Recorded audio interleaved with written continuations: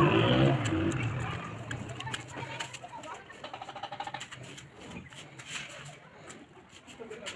मेरे दो बच्चे ने, कदी दिहाड़ी लग जाती कदी को नहीं लगती। मेहनत करने वाला जी, मैं मेहनत करने वाला बंदा हाँ जी। आज मेरी दुकान है निकी सारी, ये मेरे कारोबार है, तो अगो आप से वेख तक लो जी। मेरे विच इतनी हिम्मत नहीं है दुकान विच मैं और बस सौदा पकवा लवां।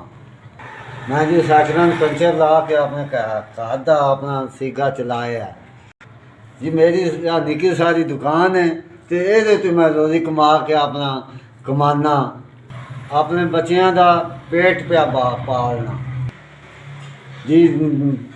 मेरी कोई मदद हो जाए इस कम्मे विच, निकी सारी मेरी दुकान है, तो अल्लाह करे तो मेहरबानी करो साडे सिर।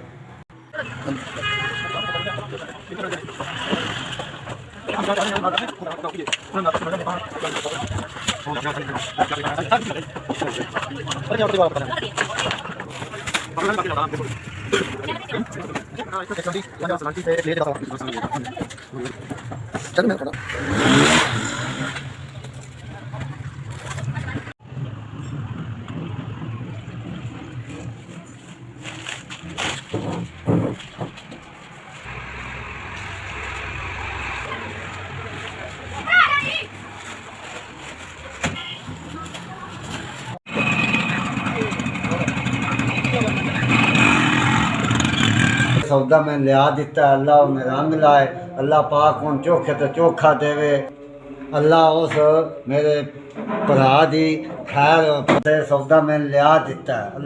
अगे मेरी दुकान खाली आई, हूँ मेरी दुकान है ये भरी गई है सौदे नाल। अल्लाह पाक उन चोखा देवे तो रंग ला, दुकान पात छड़ी है। अल्लाह उन चोखा देवे तो भला होवे, अल्लाह उन चोखे रंग लावे।